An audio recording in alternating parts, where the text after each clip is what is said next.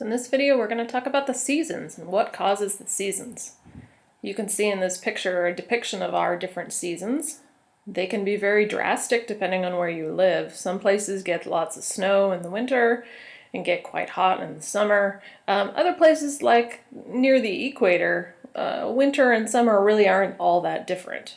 So we'll take a look at why that is and what causes the seasons everywhere on the globe in this video. So the reason for the seasons surprises most people. The actual reason for the seasons, it's the tilt of Earth. So you may have heard at some point that the Earth is tilted over on its axis. It's tilted at 23.5 degrees. I think we talked about that in one of the other videos. What this tilt does for us is it's going to change the angle of the sunlight. So there are times when, depending on what hemisphere you're in, there are times when the sun is hitting the ground very directly. And then there's times where it's hitting the ground at an angle and getting more spread out. So that's going to change the angle of the sunlight. What else it's going to change is it's going to change the amount of time that you see the sun during your day. So you might have noticed during the summer the days are much longer than they are in winter. This is part of the reason that the seasons are different. You can imagine if the sun's up for a much longer time, it's going to get hotter. If it's not up for as long, it's going to be a little bit colder. So what's happening here is because of that tilt, the line of the ecliptic, right, the path of the sun, is not going to be the same as what's known as the celestial equator. Okay, so remember the celestial equator, that was the projection of Earth's equator out onto our celestial sphere.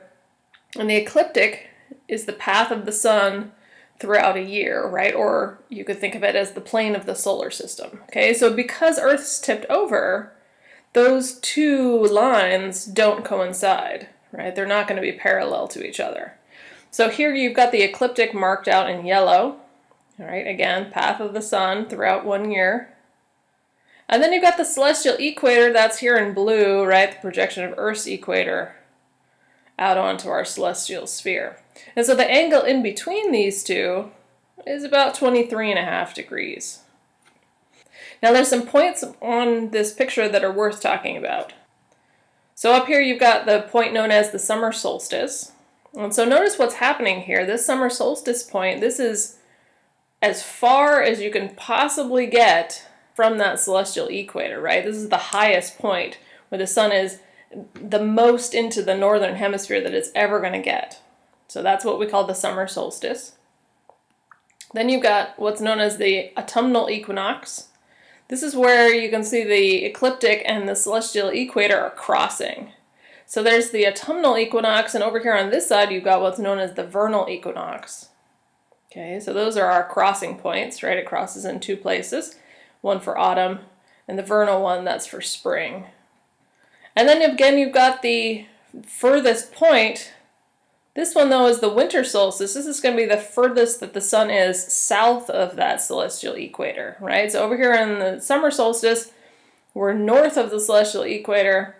Over here for the winter solstice, we're south of that celestial equator. Okay, so furthest it gets south of that celestial equator.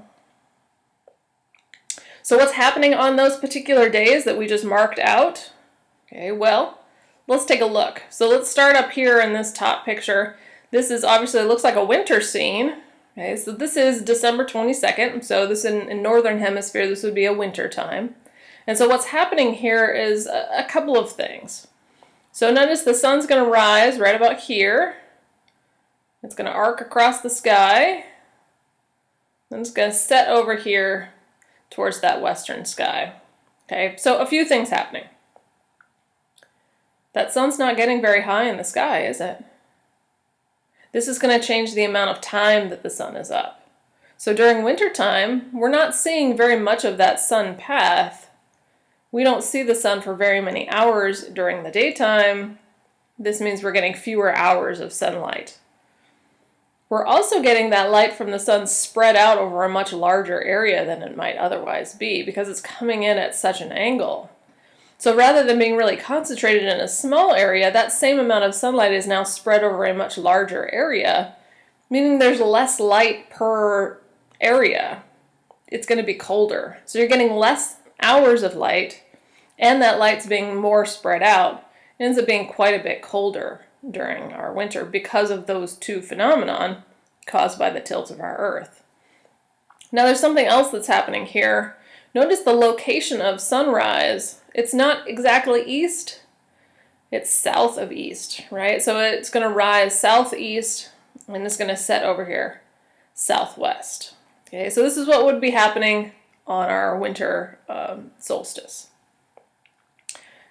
Over here in our vernal equinox, right, it's spring, right, you can see the snow is melting, it's warming up, and notice what's happening with our sun now. Look at how much higher it is in the sky in this picture, right? We're seeing a much bigger arch for that sun, so it's going to be up for many, many more hours than it was previously.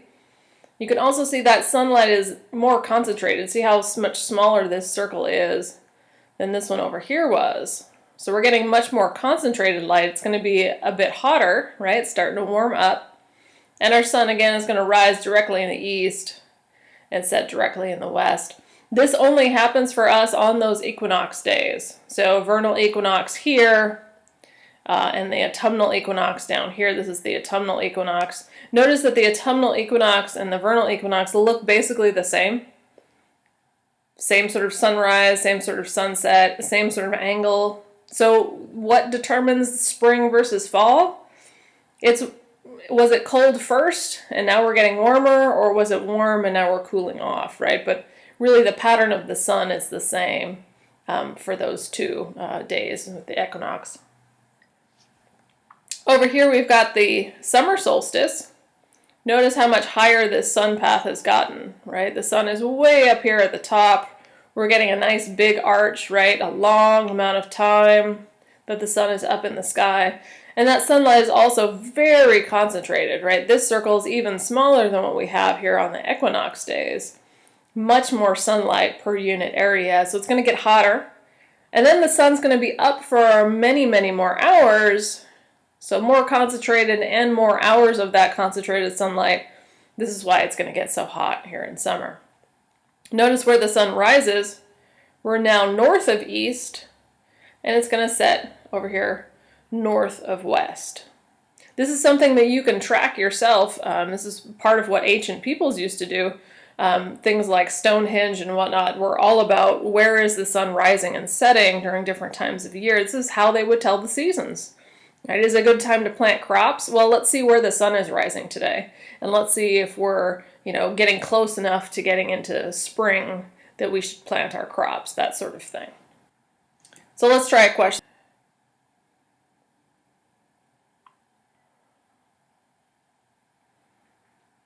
All right, so shortest daytime. So they've got all three paths on here, right? This is the path the sun takes on the summer solstice. This would be the path on those equinoxes. And here we are with the path on the winter solstice. Again, this is, of course, for northern hemisphere. That shortest daytime, it's going to be that winter solstice. The sun is going to move at the same rate on all three of those paths. So if we're seeing a longer path, it's going to be up in the sky for a longer amount of time. So the shortest daytime is going to be on our winter solstice.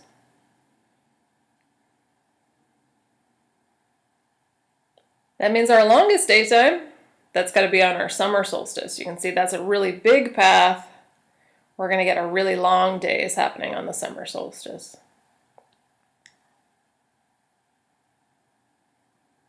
So process of elimination, you might guess this has got to be the equinoxes, and it is. When the sun rises and sets directly east to west, we're going to see exactly half of its path during the day and exactly half of the path at night. That means 12 hours of daytime, 12 hours of nighttime on those two particular days. What about this one?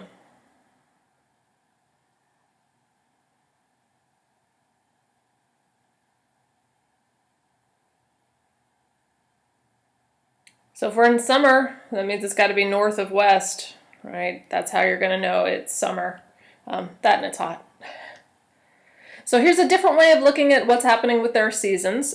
Here in this picture, the sun would be kind of in the middle, and you'd have sunlight going out to either side here. This picture I like in particular because it really demonstrates how the seasons are going to vary from one part of the globe to another. So over here we've got the summer solstice, okay, in picture A here. And you can see this part up here on the Arctic Circle. Notice that it's in sunlight completely, right? The sun is completely lighting up this Arctic Circle here. So now imagine this globe spinning on its axis, right? This is its axis right here. Okay, so it's going to spin around, right? This area up here is never going to be out of the sunlight on this particular day. That means that sun will appear to be in the sky for 24 hours for people that are at the Arctic Circle or above, right? That's part of the reason it's kind of this magic line that we've got drawn here. It's going to be sunlight for that entire area up there. Whereas down here in the Antarctic Circle, you can see it's not lit up at all. So in 24 hours, this is going to be completely dark, meaning no sun is in the sky at all for people down there. Something else that you can take a look at from this picture.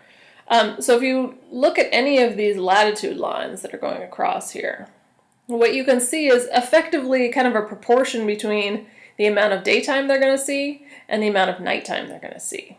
So if you look at this one, we've got a lot of daytime, lots of daytime, and just a little bit of nighttime. This is going to be summer in our northern hemisphere up here, right? They're going to get long days, short nights, right? So that would be us over here, right? There's North America. This would be our summertime. Look at what's happening in the southern hemisphere, though. Short daytime, long nighttime. This is winter down here. So our seasons are opposite because of this tilt. You can imagine the Antarctic Circle here down where the sun never rises. It's going to be quite cold. Same thing is going to be true for the rest of the southern hemisphere. It's going to be nice and cold down here. For people that are living exactly on the equator, you can see 12 hours of daytime, 12 hours of nighttime, pretty much all the time for those people. So not a whole lot of seasonal variation down here towards the equator, but we're definitely going to get big seasonal variation as you get higher in latitudes in either direction. So over here on this side, in picture B, we've got now the winter solstice. You can see the opposite thing has happened with our Arctic circles and our Antarctic circle. You can see the Arctic circle this time, up here in the north, is completely dark. That means the sun's never going to rise in the sky for our winter solstice. Down here in our Antarctic circle, now it's completely lit up. The sun's going to be up for 24 hours for areas that are in that Antarctic circle and towards that South Pole.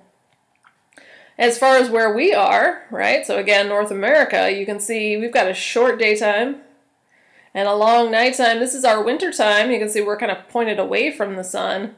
Whereas our southern hemisphere is pointed towards that sun, they're getting really long daytimes, more direct sun, short night times. It's going to be hot in our southern hemisphere down here, right? So our seasons are opposite. When we have summer, they're going to be having winter. So when you hear about people traveling to, Australia or New Zealand, even places in South America, you'll often hear about them traveling down there in what we think of as winter times, right? So November, December, January, things like that. And you think, ooh, brr, why would you go then? It's going to be nice down there, right? That's going to be their summertime. So here's yet again another way of looking at our seasons. Now, the reason that I've got this picture in here is I want you to notice something. So as the Earth goes around in our orbit, right, we're going around this way. Notice that as that Earth goes around, the direction that the pole is pointed doesn't change. Okay, so here it's pointed just like that. In this picture, again, pointed just the same. Over here, pointed just the same. Over here, pointed just the same, right? That's not going to change over the course of one orbit. It's always going to be pointed in that same direction. What that means is there are times when the southern hemisphere is pointed, this pole is a little bit closer, right? Pointed a little bit more towards the sun. And then there are times when the North Pole is pointed a little bit more towards the sun. This is going to be what controls our seasons. You can see in the equinox positions here, there's no one pole that's pointed more than the other towards the sun. So it's going to be pretty much equal light on either hemisphere on the equinoxes. This is our spring and fall. Whereas here for the summer and winter, we're going to get definitely one hemisphere warmer than the other. So over here, with the South Pole pointed more towards the sun, that southern hemisphere is going to be more heated up. It's going to be summer down there and winter for us in the north. Over here, with this North Pole pointed more towards the sun, we're going to see summer for us and winter down there for those living in the southern hemisphere. What about distance, you say? People always want to know, because it makes sense. I mean, if you get closer to your oven when it's on, you're going to feel warmer than if you're further away. So I get the logic of that argument. Part of the issue is that our orbit, Earth's orbit around the sun, is almost circular. It's very, very close to being circular. So there's not a whole lot of variation in how far we are from the sun. It's not a big difference from one point to another. But one of the other things is the dates where this happens. You'll see it's a little surprising when these things happen. So there are a couple of points that we can talk about. One is the perihelion. So peri meaning kind of close, helion referring to the sun, right? Helios. So this means we're close to the sun. This is going to happen actually in January, right? January 3rd in particular. Whereas when we're further from the sun, this actually happens in July. So we're at what's called aphelion, ap meaning further, helion again for the sun. So we're going to be further from the sun in July, and specifically July 4th, we're as far as we can get from the sun. So think about what's happening with the seasons, January versus July. So for us in the northern hemisphere, January is going to be winter. Ooh, that's interesting, right? So winter, but we're closer to the sun in January. Yeah, there's your proof. It can't be about the distance. If we're going to be warmer when we're closer, then how is it possible that that close point happens during winter? It's just that's not what's happening. The other thing to think about with this distance argument is, let's say distance did control the seasons. If we're closest to the sun in January, that means the entire planet should be having summer right there. And if we're further over here in July, that means the entire planet should be having winter. Meaning there shouldn't be differences in the seasons from northern hemisphere versus southern hemisphere, right? If it was distance controlled, the whole planet would have the same season all the time. We know that's not the case. Okay, so just a kind of a different argument as to why it's not this distance. And again, this is very, very exaggerated. It wouldn't be such a big difference, but it's kind of a minor issue, this distance effect. So I said the seasons are a little bit different depending on your latitude, and indeed we saw in that one of those last pictures that if you get up towards the Arctic Circle, there are days when you don't see the sun at all. That would be our winter solstice. And then there are days when you see the sun for 24 hours. So this is a depiction of that. This is a time-lapse picture, right? Each one of these columns is a different picture. And you can see the sun in the sky for 24 of these pictures, meaning it was up all day long, right? All day long. That's got to be just an odd phenomenon, all right, having that sun up in the sky all day long. So this sort of thing is going to happen towards that Arctic Circle or the Antarctic Circle. You get to do an activity. This one's all about the seasons. Be forewarned, this one's pretty long. But try and stick with it. It is interesting. It does go through all of the different arguments about distance and how the light spread out, etc. Right? So try and get through that. Remember, it's all about the tilt. The tilt's going to change the angle of the sun, which changes how concentrated the sunlight is, and it's going to change how many hours you're going to see that sun during the day. Now that you've done that activity, let's try a question.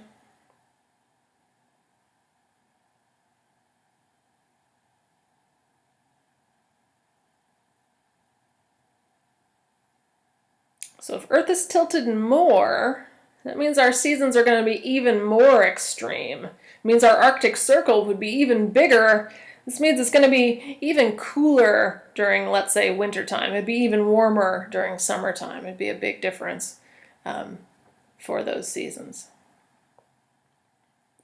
Let's try this one.